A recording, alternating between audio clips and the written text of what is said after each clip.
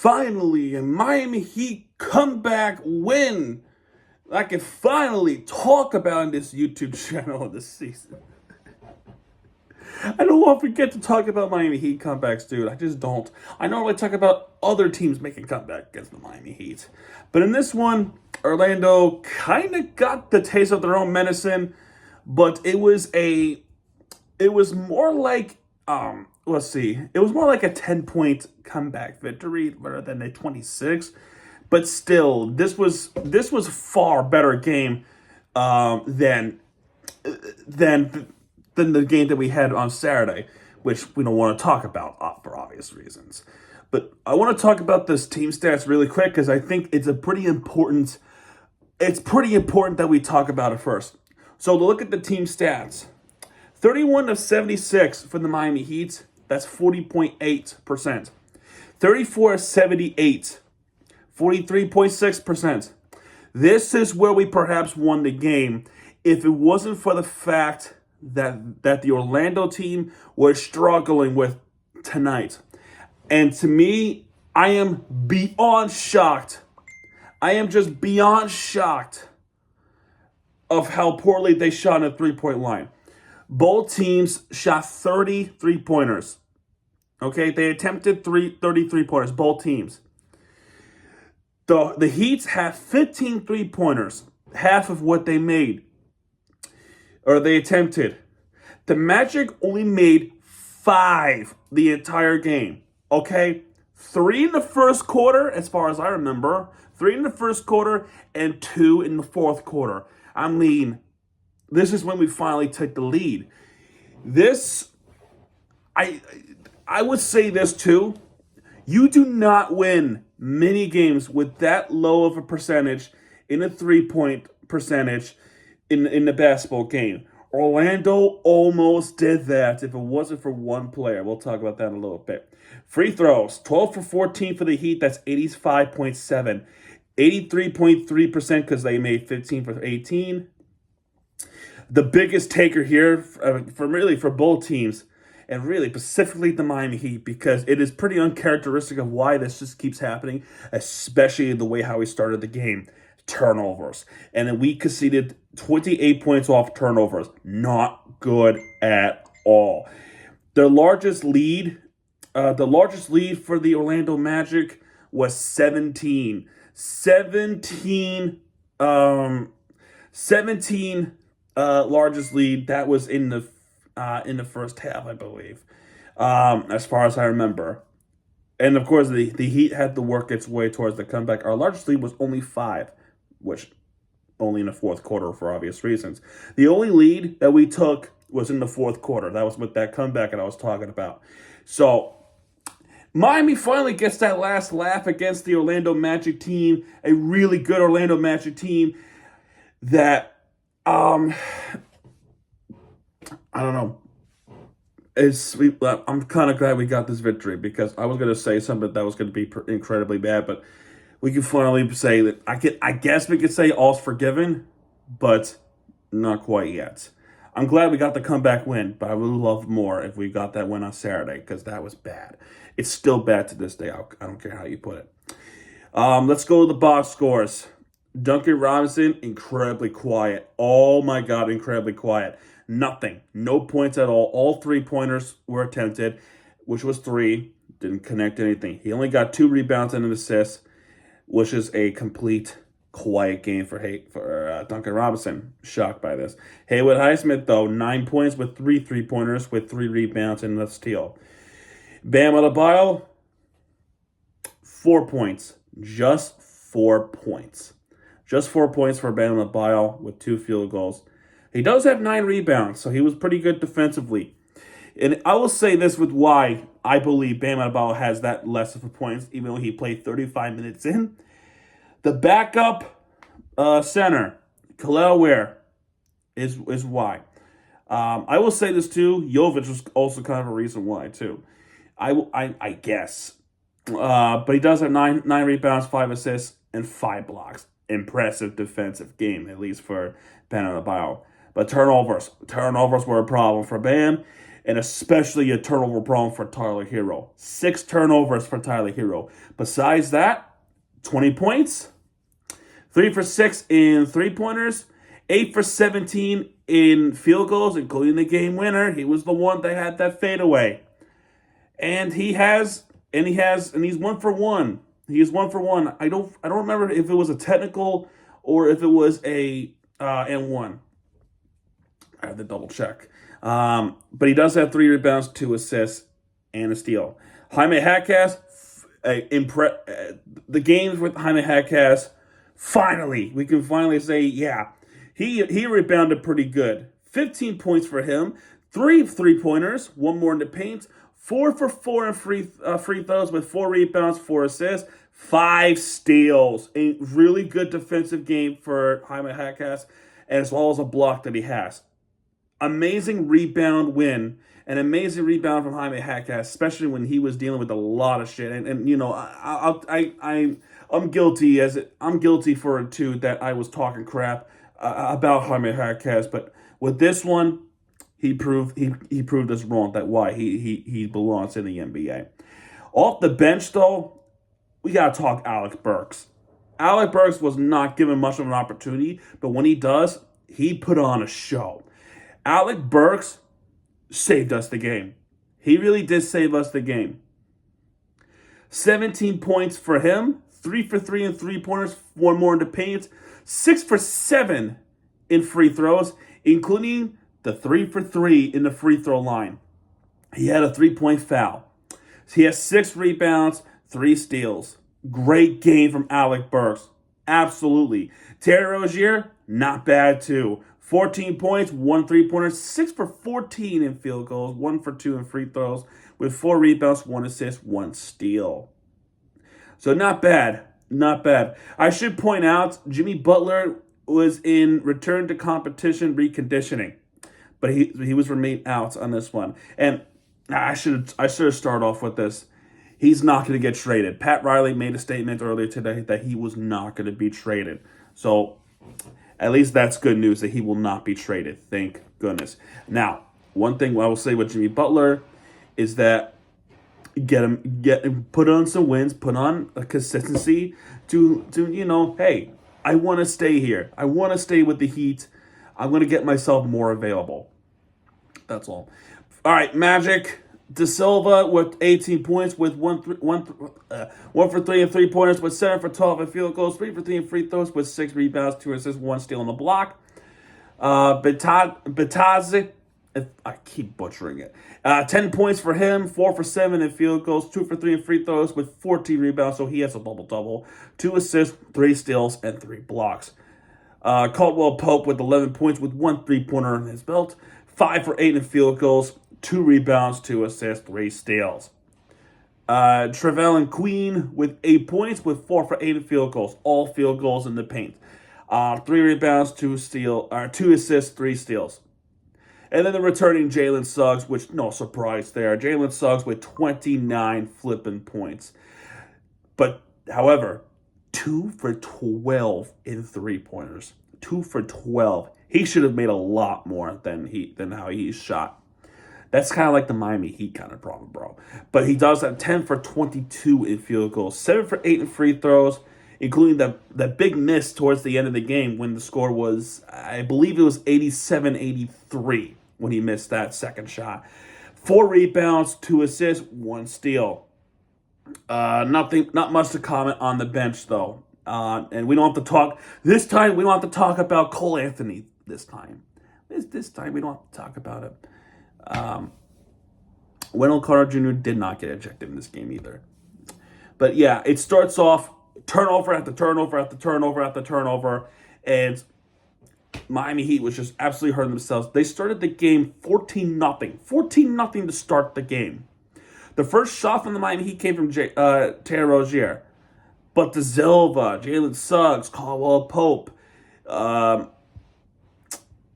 Queen would start off, and Queen was the one that started off with the dunk too, when we won the face-off.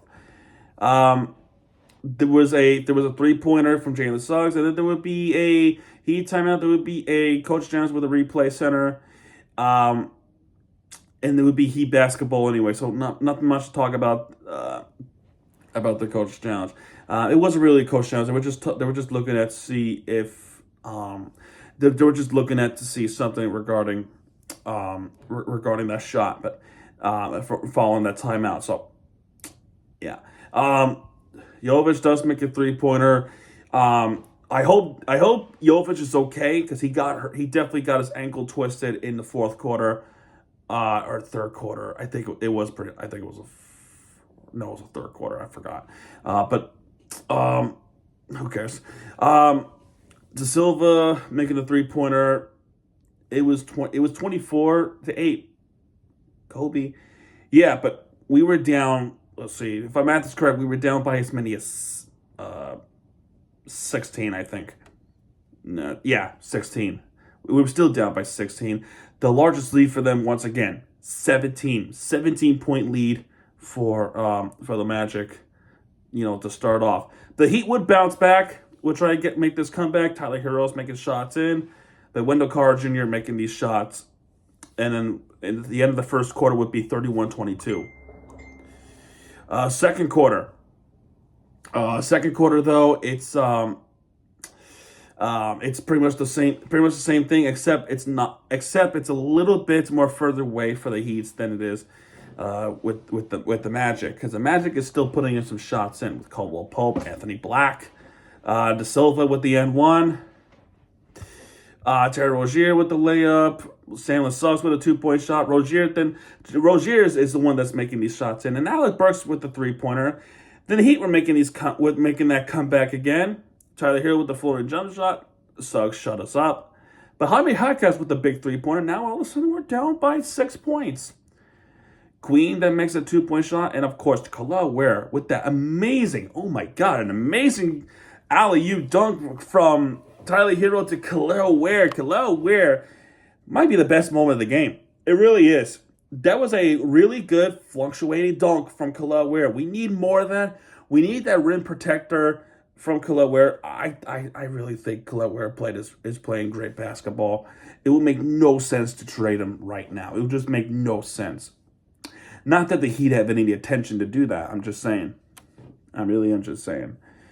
But the end of the second quarter, it would be a 52-41 lead for the Orlando Magic. I think was a Herro that was trying to make that incredible half-court shot from the shot clock violation. That was almost in. That would have been awesome. But halftime, 41-52 Orlando. So more or less the same with the third quarter. Frustrating game for the Heat, as they just could not keep themselves consistent. They would win by a point in the third quarter, but not much. We would still be down by 10, I mentioned earlier. Because Queen is making the shots in, De Silva making dunks. Jaime Jaquez at least is playing good basketball. Tyler Herro is just with Tyler Herro with the game that he's playing. The problem is turnovers, especially when we started the game off. Okay, at least 4 or 5 turnovers that we start off with the turnovers. But he makes the N1 dunk. Haywood Highsmith does make a 3-pointer. Jalen Suggs with the shots in, and then Jalen Suggs with another shot. The Heat once again call a timeout because once again they just cannot keep themselves consistent. And then there was a defensive rebound. There was a block. There was a block shot by Bam Adebayo, which I think it was an incredibly good. I believe it was a really good block by Bam, and what a block by Bam too. But Batadze was pissed. He was pissed off, and he got teed up. So now Tyler Herro would go on a free throw line, and he would make that technical free throw. Now I remember what happened. Happened in the third quarter. And then, of course, Tyler Herro misses after that. We would have had an advantage there, but all's forgiven because Bam Adebayo got the rebound, the offensive rebound, and he does make that jump shot. Okay, awesome. That would be the only technical foul in the game this time, not 5 technical fouls like the last one. There was a bad pass by Jovic to fill with the dunk. Alec Burks then is going to get hot right there. But by the third quarter ends, Anthony Black misses a 3-pointer. It's 61-71 Magic. And the Heat, in the fourth quarter, now they get rolling. Now they get rolling in this game, as there would be a shooting foul on Anthony Black to Alec Burks. And Alec Burks was fouled behind the line. So he shoots 3, and he makes all 3 to start off. And then Wendell Carter Jr. got his basketball stolen by Jaime Jaquez. Jaquez gives it to Alec Burks, and Alec Burks drills it. He drills it, so kind of like a back-to-back threes. You know, not accurately pointed out, but he got it. So it'll be a 67-71 game right now. Corey Joseph then makes a 3-pointer, which is kind of shocking. Then the Heat will call timeout right then and there, because that is where Jovic did get hurt. It was early in the fourth quarter. So I hope Jovic is okay. He was doubtful for the rest of the game. Haywood Highsmith enters the game for Jovic for the rest of the game. Rozier with the step-back jump shot, Corey Joseph with the pull-up jump shot, and Terry Rozier with the big 3. Now we're down by 4. And then another 3. This is where Jaime Jaquez completely shocked the world. Shocked me, okay? Because this is where Rozier got the basketball stolen, and it was going to be a breakaway score for Corey Joseph. Right? Let me see real quick. Yeah, it was Corey Joseph. But Jaquez with the big hustle from behind, and it blocks Corey Joseph's shot. And Jaime Jaquez came out of flipping nowhere. And Anthony Black was trying to make that layup, and he misses it. Highsmith with a big rebound. Bam gives it to Jaquez at the corner, and Jaime Jaquez banks it in for the Miami Heat. He didn't steal it. He blocked it, and then he finished that play. Great play by Jaime Jaquez. For real. Absolutely great. And at that point, we were down by a point. Mind you, they were down by 17. Again, not as impressive as when the match was down 26, and they still make that comeback.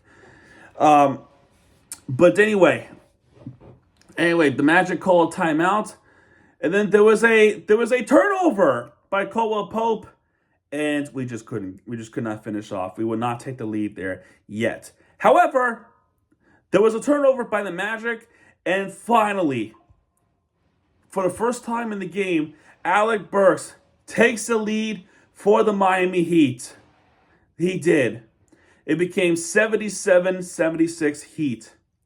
And then there was a offensive foul on Jalen Suggs on, I forgot who was on with Jalen Suggs. I forgot who was the one that jumped over Jalen Suggs and then landed.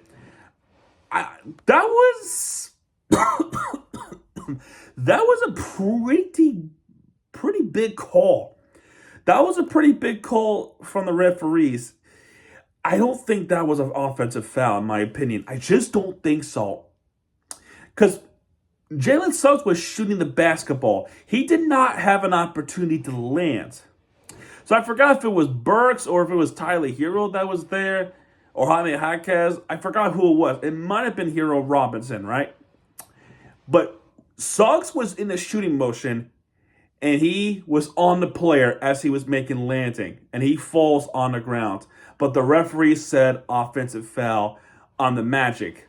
I mean, if that happened to the Heat, I would be pissed off too, because that was a big call to make. So obviously the Magic challenged that call, and it was unsuccessful. That's major. That is incredibly major to say that the call stands. I'm not sure what the ruling was with it, because albeit my stream kind of crashed. I had to get back up, which was stupid because I hate when that happens. But that's a crazy call to make. That is a crazy call, crazy offensive foul call to make. I as a Heat fan myself, I disagree with that call.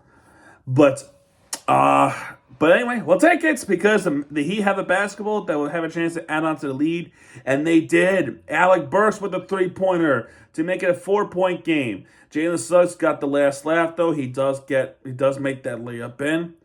Suggs gets fouled. He makes both free throws to tie it up. And then there would be some shooting, kind of a little bit of miss. Cole Pope missing a 3-pointer. Like I said, from the Orlando Magic, three 3-pointers in the first quarter, only 2 in the fourth quarter. Only 2. That was their last. What is it? No, that wasn't it. Never mind. The last one came a little bit early in the fourth quarter, folks. As far as I remember, but that was tough. That was tough. Driving layup comes in with Terry Rozier. And then a big 3-pointer, a huge 3-pointer from Tyler HERRO. Mind you this, Orlando Magic is shooting 3-pointers. They're not making anything. The crowd is getting really angry. The crowd is getting frustrated with how the Magic is just a lot of times missing the shots. But Tyler HERRO banks it in to get a 5-point lead, 85-80. Huge. A little bit after that, though, traveling Queen with the shots, he misses. Bataze with the offensive rebound, tip-in shot goes in. The Magic does have where are 3 points behind. Tyler HERRO then makes a shot to get back on top with 5 points. Jalen Suggs gets fouled. This is where I said earlier it was 1 for 2. And then Caldwell. Okay, so my mistake there. It wasn't early. It was actually late. That was their final 3-pointer made by Caldwell Pope. So I was incorrect. Now I remember. I apologize, folks. Caldwell Pope with the 3-pointer to be down by a point. The Magic. And then HERRO with that. I don't know why he shot that one. He should have gone to the paint, if I'm being honest here. An offensive rebound by Alec Burks, though, and then he turns the ball over because he fouled one of the Magic players, and that definitely hurt us, too. And here comes the Magic with 4.2 left. Bitadze makes a layup, and the Magic comes back on top to make it 88-87 for the Magic. And I just feel like at that point, all hope is lost. Hope is lost for the Miami Heat. Knowing the fake comebacks that we call it, they were not going to get this one back. However, Tyler HERRO has the basketball, and then he shoots it with the fadeaway, and he makes that in with 0.5 seconds left to make it 89-88. Tyler HERRO wins the game for the Miami Heat. It is not a buzz beater. It is a game winner. It was a game winner for the Miami Heat. Magic call timeout. They have the basketball with a side out. Suggs, I think, had a basketball there, and he could not get it off in time. It was a shot clock violation, and it wasn't a shot clock violation, but the time expired when he shot the basketball, which means the Heat, with a victory, a comeback victory over the Orlando Magic, 89-88. Definitely low scoring. This was definitely low scoring in the NBA standards. 89-88 for the Miami Heat at Kia Center. This was a big win to be 2 games over 500 and getting another road win. The road win is where it's needed a lot. And we handed the Magic their 3rd home loss of the season. Winning a game in Orlando is big. Always going to be big. That's why we should have had 2. That would have been more impressive, okay? But the fact that we got it here, we can finally figure out some resurgence with the Miami Heat. So that's where I stand with this one. Their next game is going to be on Saturday at NBA TV against the Atlanta Hawks. They're going to Atlanta, Georgia, folks. Atlanta, Georgia. So before I go, obviously I already told you about the Jimmy Butler situation. Pat Riley has no intention of trading him. They're going to play out the years and see where it goes from there. I hope they figure out the way to keep Jimmy Butler with the Miami Heat for the rest of his career, because personally I do love Jimmy Butler. I want him to stay Heat. I want him to have a ring in Miami. I really do. I really do. But also too, Pat Riley is right about one thing. He needs to be available. However, you need to trade some players for a good caliber player. You should have gotten Damian Lillard. You should have gotten like somebody that could help Jimmy, especially when it comes to pushing to the paint. You didn't do that. You didn't provide Jimmy that help. In fact, you didn't even provide Bam that help. So you have to rely on the farm system a little bit, which is kind of a marvelous thing to do. So not likely. But also there was breaking news yesterday was it Christmas Eve? It was one of those days. It had to be Christmas Eve. I forgot. But Drew Smith, that not contact landing. I really didn't want to speculate, but it was true. He torn his Achilles. He broke his leg again. He's out for the season again. That's crazy. That sucks, bro. Drew Smith has been through a lot with the leg injuries, especially with the ACL tear last year. Now he has to go through the entire process all over again with the Achilles this time. That fucking sucks, dude. So praying for Drew Smith for a speedy recovery. And hopefully he comes back next year and hopefully he stays healthy for the rest of the season, because going through that kind of injury like that sucks. It absolutely blows, man. So I'm hoping it goes well. I really do. So praying for Drew Smith again. So now the Heat had to make some changes regarding the roster because of the injuries with Drew Smith. They have now promoted Kashad Johnson to a standard contract. Well fucking deserved. I absolutely loved Kashad Johnson in the Summer League. He was amazing. He was absolutely force to be reckoned with in the Summer League, man. And then they put Isaiah Stevens as a two-way player now. Great idea. I feel like he should have done that. I feel like they should have put him in a two-way signing early. I did say that in the season preview, that I feel like he was a better candidate for a two-way contract. But knowing the severity with Drew Smith, they need to upgrade. They need to put in someone on the roster. And they might as well be Isaiah Stevens and Kashad Johnson. Great idea, because they are so talented. I saw them play in Summer League. They were well deserved. Hopefully Josh Christopher will get the chance soon. But for now, that's where it stands. But anyway, that's going to do it for this one. Big win in Orlando. Coming up next would be 3 games on Saturday. I think we're off tomorrow. I think we're off again tomorrow, so I'm going to kick back and relax. So anyway, folks, that's going to do it for this one. If you like this video, hit the like button, subscribe our content, because Miami TVG has it back. What he does, he'll be right there with the free entertainment you deserve. All right, this is Miami TVG once again. Sign up, folks. Good night, everybody.